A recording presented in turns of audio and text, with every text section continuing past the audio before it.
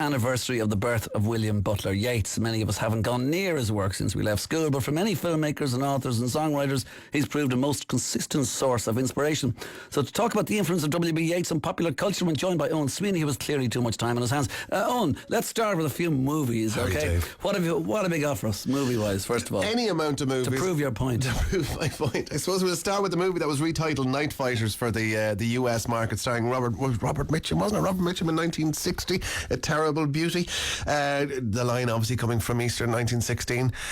One of those poems that gets quoted and quoted. Well, actually that line, Dave, the thing about Yeats is quotability, really, isn't it? The fact that he was around for so long and wrote so much and so consistently, and in fairness to him, whether you like him or not, and there's some dodgy things in his past, obviously, his output was immense. His collected volume of poems is quite literally a doorstop. Hold on. And he's on every course, by the way. And this is an interesting thing. On the platform you're talking about, he's a poor man's Shakespeare in terms of quotes. No, what? Well, okay, but that's when Shakespeare's boring, man. Yates is our own. Come on. Go 5-1, 5-5. Yates also was very lyrical, obviously, so kind of it trips off the tongue, and we'll get some music later. But he's also on every, I think, literary course, every liberal arts degrees you see in America, and so a lot of filmmakers, a lot of TV writers, a lot of people who went into creative pursuits fell in love with Yeats or were exposed to Yeats perhaps at the age of 18 and stuff. The Second Coming, which I'll mention I suppose at length shortly, is another one. But yeah, A Terrible Beauty's been born, or A Terrible Beauty's born, quoted, misquoted. The other thing is, of course, if you're quotable, you're going to be misquoted, and Joe Biden as well is guilty of that. But A Terrible Beauty, I suppose, was the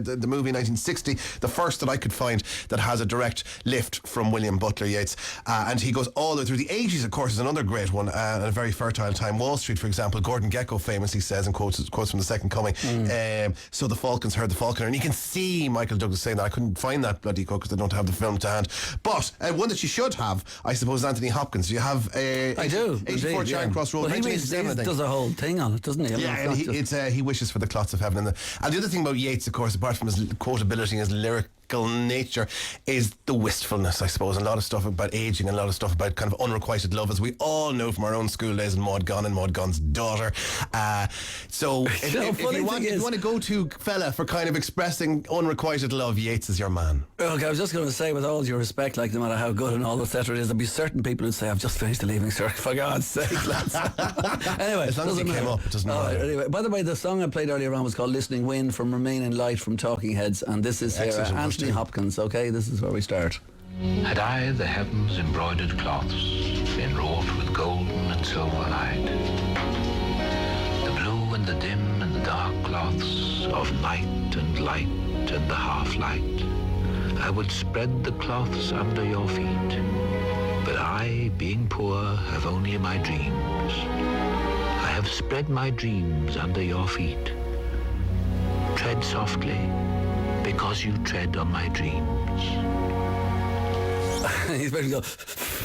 I expect him to go, quid pro quo, Clarice. Have the lamb stop all screaming. The way to the FBI. Anyway, where are you? Go on. Well, that's Anthony Hopkins, the much younger Anthony Hopkins. What a great voice, though, in fairness. And he wishes for the clots of heaven. You're almost welling up listening to him recite that there, as he does in his internal monologue voice. And the Falcons heard the falconer is the Wall Street one. That's right. Second Coming. Bridges of Madison County is another one that I hadn't read. Another great poem of Yeats's, and there's a great version online. In fact, I think the Yeats 2015 crowd were behind it. I can't remember who directed it now. I think Thaddeus O'Sullivan, or Thaddeus O'Sullivan. How do you pronounce his name? Thaddeus, yeah. Directed a great piece with Michael Gambon reciting the Song of Wandering Aengus.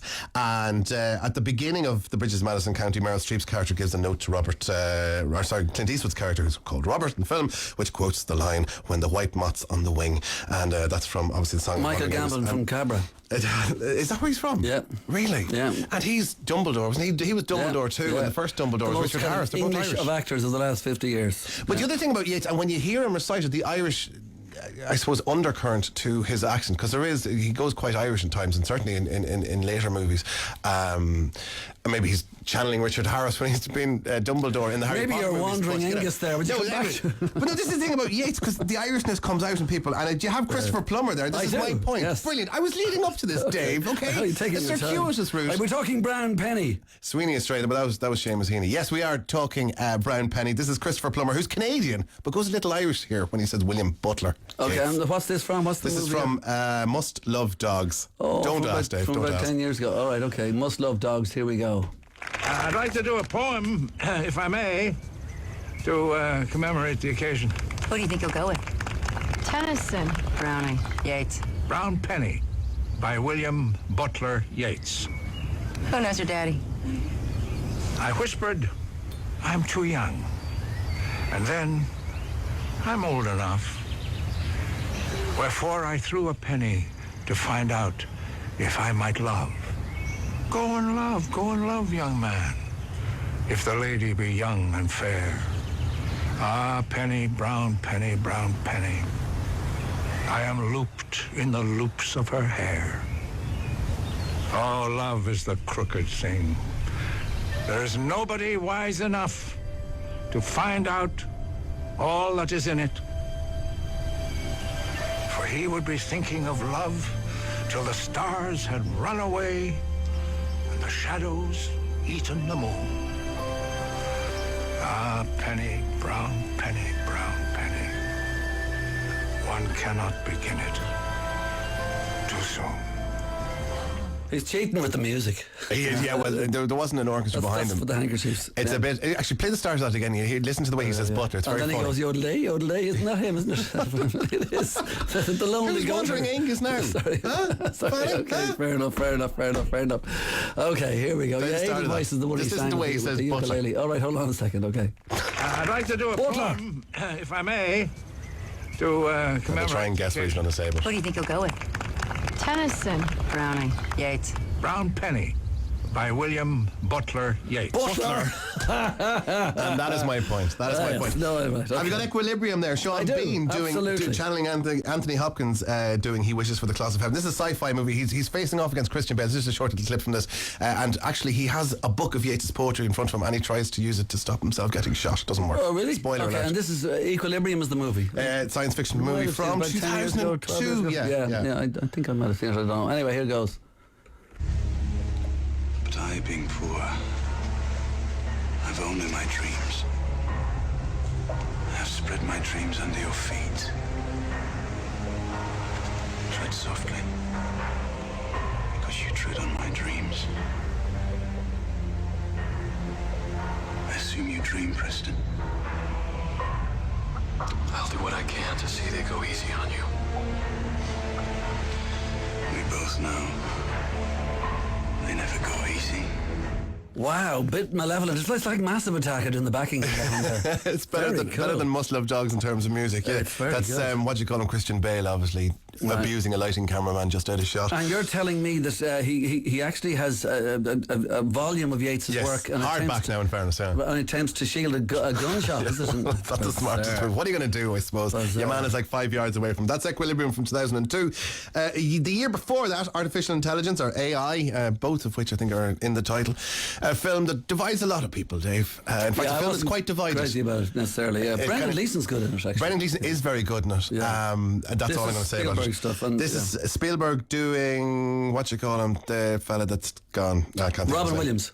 No, anyway, it doesn't matter. It's not him. Sorry, that sounds really bad. But anyway, in the film, Robin Williams is the voice of a computer named Mr. No, and he is approached. He's kind of Mr. No. He's kind of one of those things. You know, it's like a Magic 8 Ball or something. So the child who wants to become a real boy, played by Haley Joel Osment, which is the whole purpose of the film, is looking for the blue fairy, blah blah blah, who will turn him into a real boy. Kind of a Pinocchio kind of. Exactly, and he approaches Mr. No, this computer voiced by Robin Williams, and asks his question and gets a few lines of The Stolen Child in response. But I, being poor... No, we had that already. I'm not That's gonna Sean give you that. Bean. No, for God's sake. He's good at impressions, Robin Williams, though, isn't he? How can the blue fairy make a robot into a real live boy?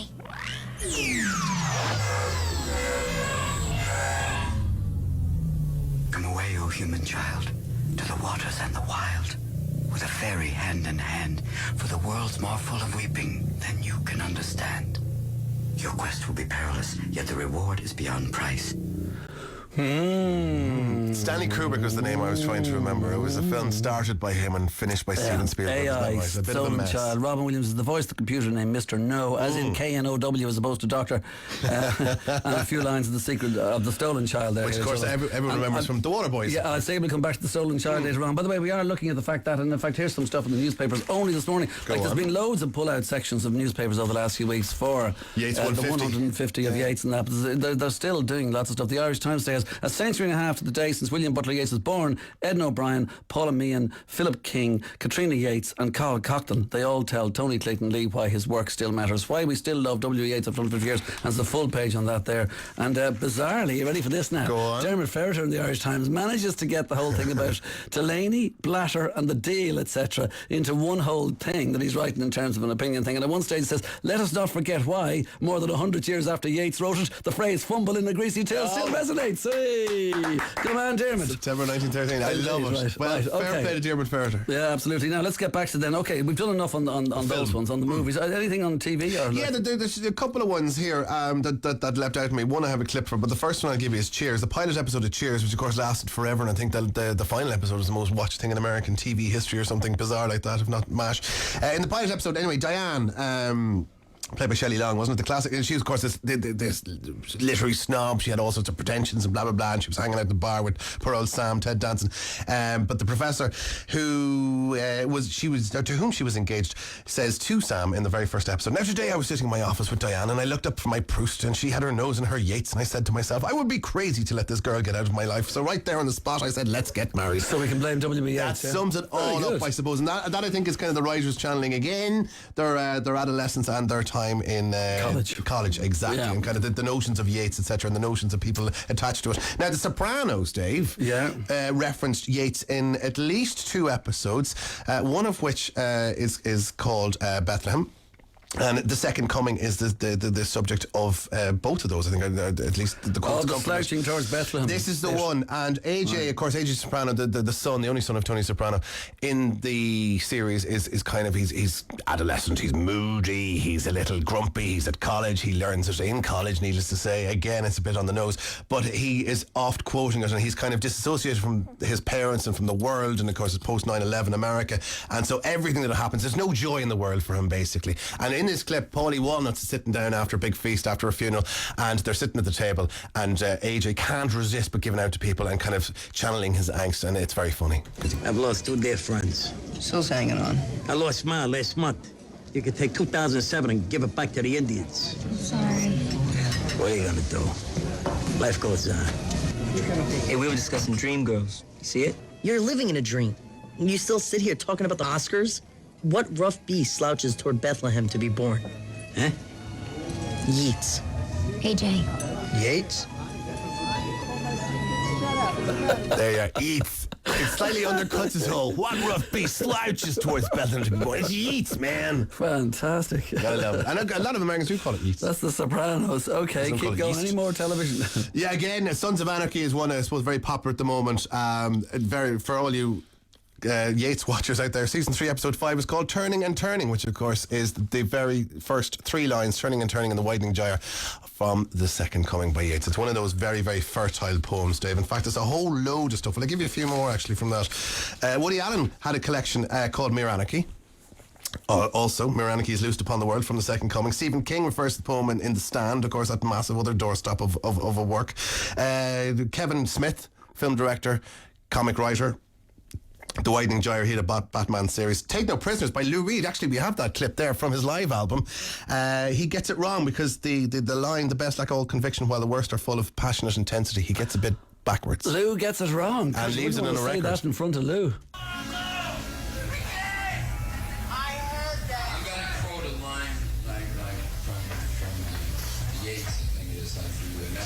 Best lack all conviction while the best is filled. No, I said it right. Best lack all conviction and the worst is filled with a passion and intensity. Now you figure out where I am.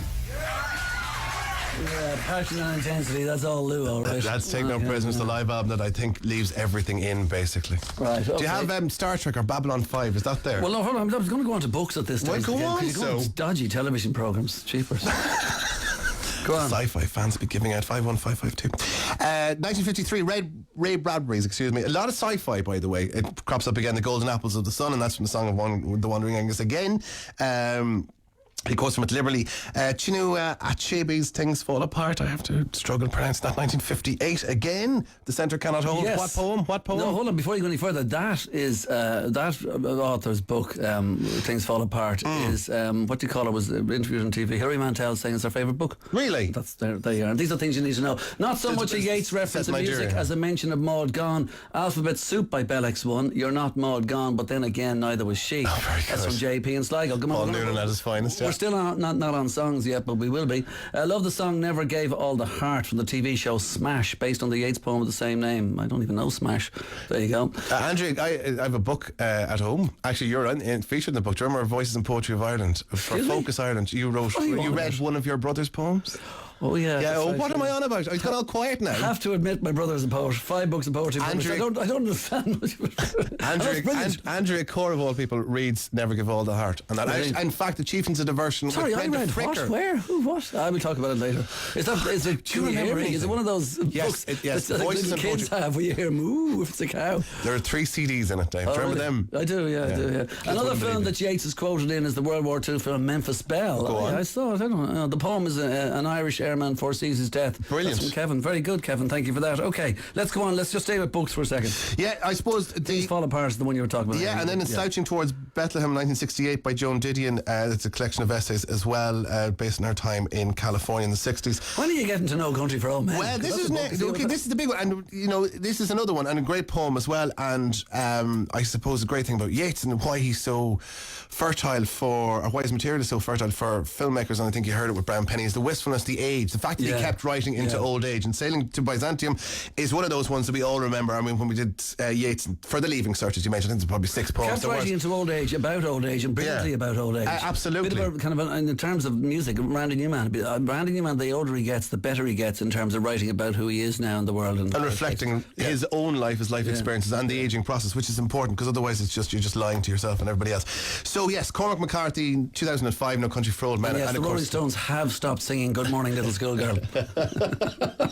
Is this referring back to our last item? Just keeping it going, the connections. Okay, go on. Sorry, where were you? Cormac McCarthy, No Country for Old Men. Yes, Sailing to Byzantium, yeah. And then The Centre Cannot Hold. This is an interesting one, actually. Alan Sack in 2007, The Centre Cannot Hold, My Journey Through Madness, and used the poem as an allegory for the author's struggles with schizophrenia.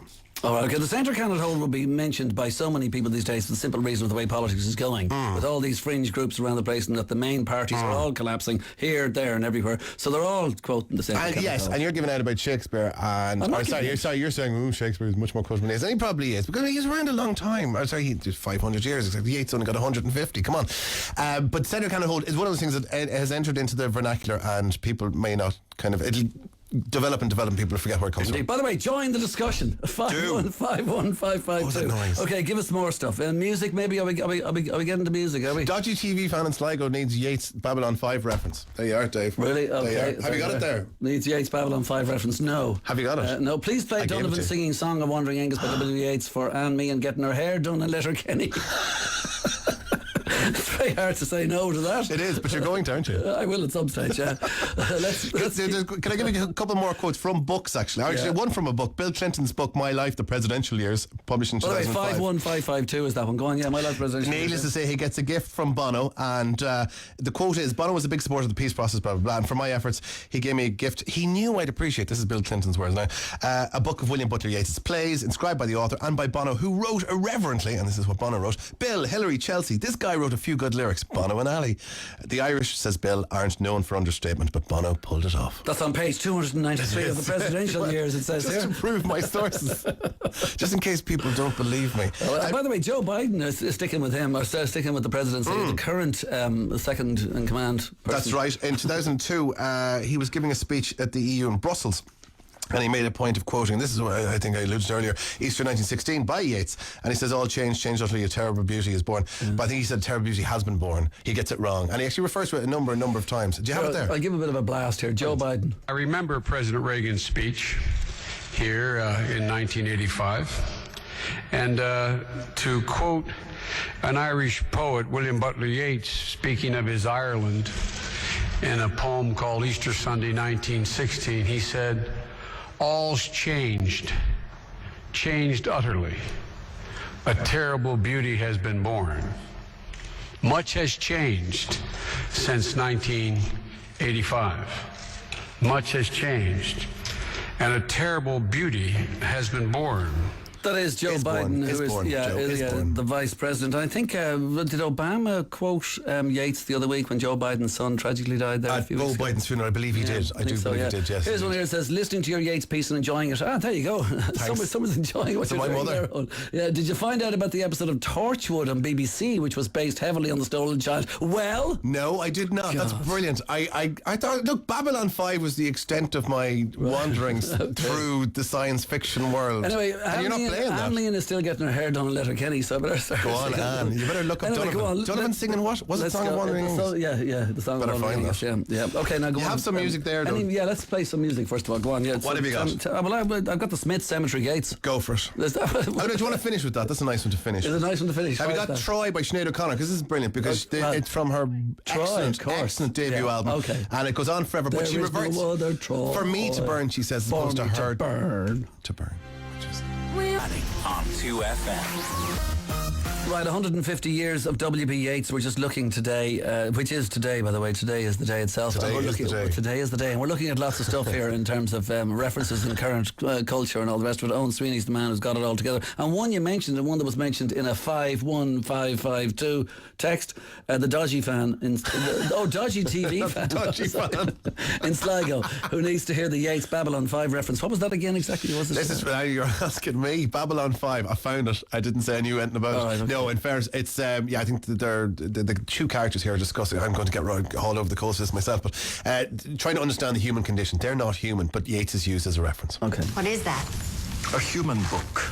I've been studying their literature for a while, and I came across this. It would seem they may be wiser than we had thought. Listen. Things fall apart. The center cannot hold. Mere anarchy is loosed upon the world. The blood-dimmed tide is loosed. And everywhere the ceremony of innocence is drowned.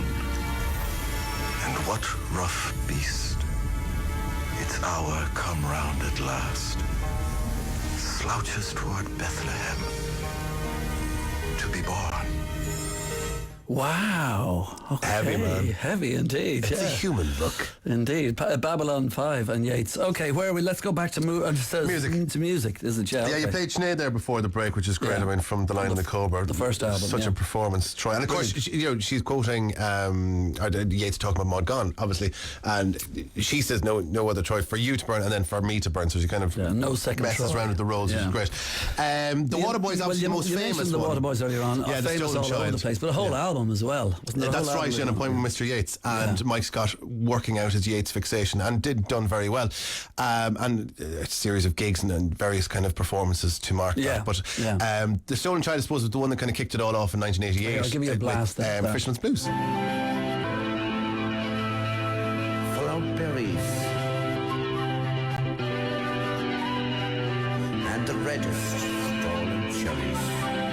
Yeah, I remember we had him in the studio here one night. Lovely man, Tomas McKeown. So go on, that's the Waterboys, The Stolen Child. A tape or something of him reciting poetry. He didn't know The Stolen Child. Right. So the story goes and then put him into the studio. Brilliant. It shows why they took 2 years to make the album. It's an amazing recording and production. There you are. Joni Mitchell, again slouching towards Bethlehem. Yeah, from The Second Coming. What else? The whole Steady have referenced, they reference loads of people. They reference, I met William Butler Yeats, Saturday Night Dance Party, summer 1988. First I thought it might be William Blake. That's very Whole Steady if you're a fan. Right. Carla Bruni, and Lou Reed together. She does two versions. There's one that features Lou Reed, which is worth checking out because it's hilarious. Those dancing days are gone. And Leonard Cohen, of course, live at Lissadell. He again worked out his own Yeats fixation in 2010, performed 20,000 fans at Lissadell House, and you can see online the then 75-year-old Canadian reciting a certain line. Two girls in silk kimonos, both beautiful, one a gazelle, about Constance and Eva Gore Booth. Am I right? Well, yeah, indeed. Okay, that's her sister, in other words. That's incredible in terms of just the amount of references that there do be out and there are more. No doubt there are more. and there will be people for telling us at 51552. You've one of your own choices as well. Here's one here says, I love this. Great stuff. This is very nerdy and I love it. It's not nerdy. Thanks very much. Here's one here. Oh yeah. Oh my God, I can't believe I would have not known this one, but I don't know. Joe, whoever you are. You've shown me up. Did you not forget? Did you not forget "Gather Round" by Yeats, put to words by the incredible string band? Robin Williamson and Mike Herron. Oh, I should know that because I love the incredible string band. Does Robin Williamson write kids' books now, or he did? Right. Oh my God, you're like two rambling drunks having a quick chat in the pub. Slow down and chat. No, the life is too short. Listen, you're thinking too slow, Buster. Liam and Sligo. Dave keeps saying whenever he plays a clip, hurry up, just so you know at home. Yeah, we just have to get. I like the clips are at least as interesting. Okay. More interesting than you. Thanks. That's true, though. Anyway, I'm going to do one last song bit here because this is one of my favourites of all time. I do be after liking this. Yeah, The Second Coming and Hura Babylon and all the rest of it, etc. And this is Conor O'Burt. Yes. Bright Eyes, and it's a track called Four Winds. So I'll give you a blast of that because it's fucking great. Listen, Owen, Sweeney, thank you very play good the indeed. Smiths. The Smiths. No, just play Bright Eyes first. No, wait, hold on a second now. I don't know if I haven't got the Smiths here. That's all right. Play Bright Eyes. Go on. Thank me. I'll go. Thank you. Goodbye. Goodbye. Okay, Bright Eyes. This is very cool. And happy birthday, W.B.Yeats. 150 years today.